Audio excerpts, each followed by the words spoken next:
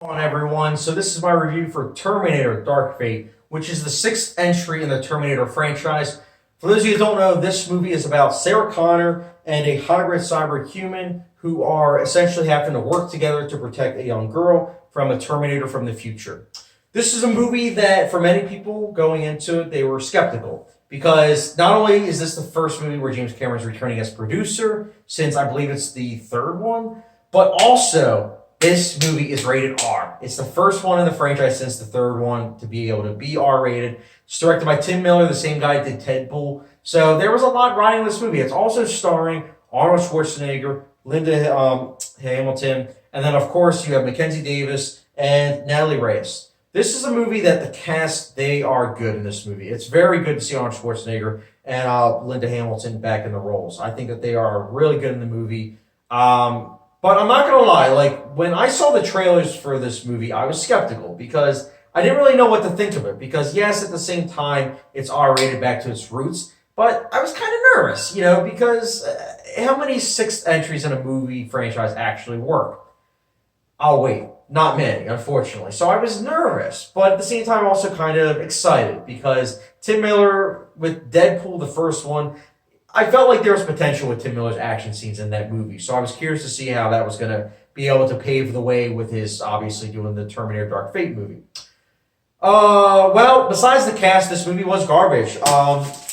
Just saying it right now, throwing that away. So, firstly, I want to say this. In terms of the Terminator franchise, I've only liked the second one. Well, the second one I absolutely love. I own it on Blu-ray. And then the first one I think is good. The rest I'm not a fan of. Now here's the thing. I think what the first two do so well is they blend action and ideas so well. Like you can watch both of those movies and get your fix of action, but also have ideas about not only the future and time traveling and science fiction, but you get emotions. Those movies really made you feel something.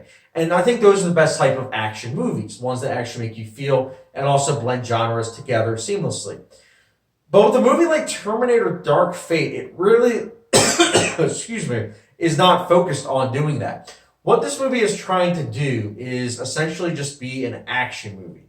And I think that the problem lies with that. I mean, this movie's action is so bland. It's actually incredible how bland this movie is in terms of its action. Like, are you serious? This movie is R-rated. You can do pretty much whatever. And this movie felt very staged. And I think it also doesn't help that the CGI in this movie isn't convincing. I understand that movies are 90% shot digitally these days. But when you have a movie that literally the first two movies, and I know that you're probably going to hear me say this a lot with the first two movies, but truth be told, the first two movies blended practical effects and CGI with ease.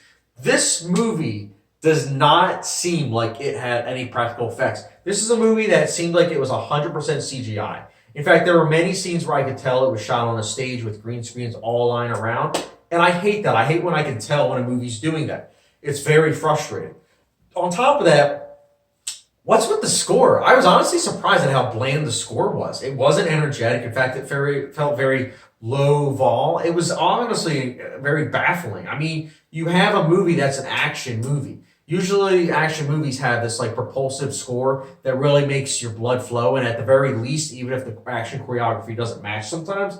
But this movie just had action choreography that felt very stunted and faked, and also a score that really kind of projected that image of fakeness.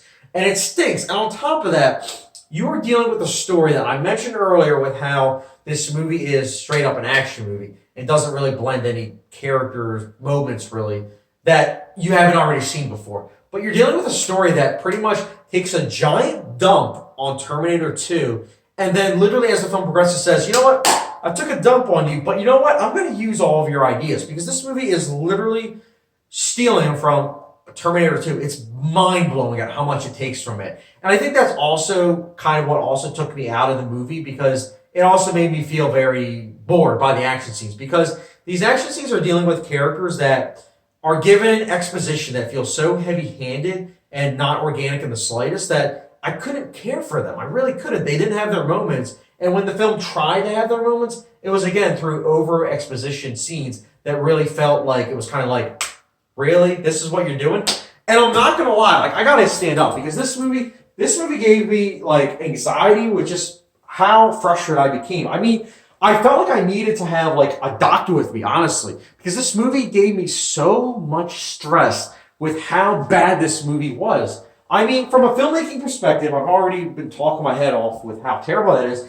But as someone like if you're a fan of the franchise, you're trying to tell me that if you watch this movie, it's like this is awesome, like this is original filmmaking. It's like no, this is the type of thing where it's like as a fan, you know you've seen this before, and it's like how. How is it 2019, an R-rated big blockbuster movie is not able to come up with one single idea? One single idea. Please, I just want one single idea. And this movie wasn't even able to provide that. And then we get to the ending. So the ending also takes from Terminator 2. And it's frustrating because you see it from the moment said character comes on screen with what's going to happen to them. And you have a villain that it's pretty much the same villain from Terminator 2, but Terminator 2's villain, like, there was a lot of anxiety, about this character in Terminator 2.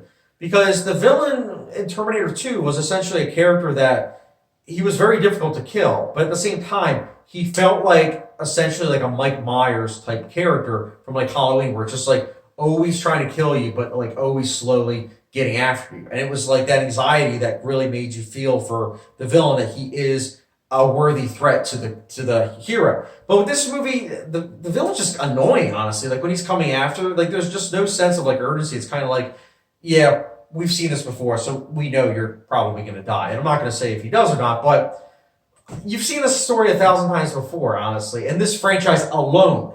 And it's backed up by a story that is nonsensical, a movie that focuses way too much on like little moments that don't feel really organic, action scenes that are really outrageous and over the top in a way that doesn't feel like, hey, this is awesome. More feels like, I've been there, done that. All right, next film. And this movie's trying to give you that ride, that thrill of adventure, but unfortunately, I really didn't feel it. I felt very blindsided by how dumbed down this movie is, how it really wasn't able to blend genres seamlessly, how it felt as though the director really didn't care for it. But I don't want to say that because Tim Miller, I feel like he did have a vision, but this movie felt like it was a studio product. It felt like a movie that Tim Miller had all these checkpoints that he had to do because the studio mandated it. And it's like, it's an R-rated movie. Do whatever. You can do whatever. It's an R-rated blockbuster. But alas, they weren't. This is a studio movie that you can tell it's cookie cutter, made for essentially the studio so that they can make a quick buck. But at the end of the day, I can't lie. Like, I was really disappointed by this movie. And even further that, I think on its own, it's a bad movie. It's not just disappointing. It's just a bad movie. If you're looking at it from someone that's seen the rest of the franchise, if you're looking at it from a filmmaking perspective, an entertainment perspective, or someone with a brain, it's just an overall mess of a movie. And that's why, for me personally, Terminator Dark Fate, I am giving it a 1 out of 5 star rating. Yeah, it's bad. It's really bad, actually. I am baffled and disappointed beyond belief that this movie got greenlit. How dare you? How dare you do this to us? I am beyond baffled with what this movie is. An abomination. I am going to probably go on Letterboxd and just write that. An abomination. And that's it. That's what this movie is. But if you guys disagree with me, that's fine, guys. I mean, everyone has their opinions.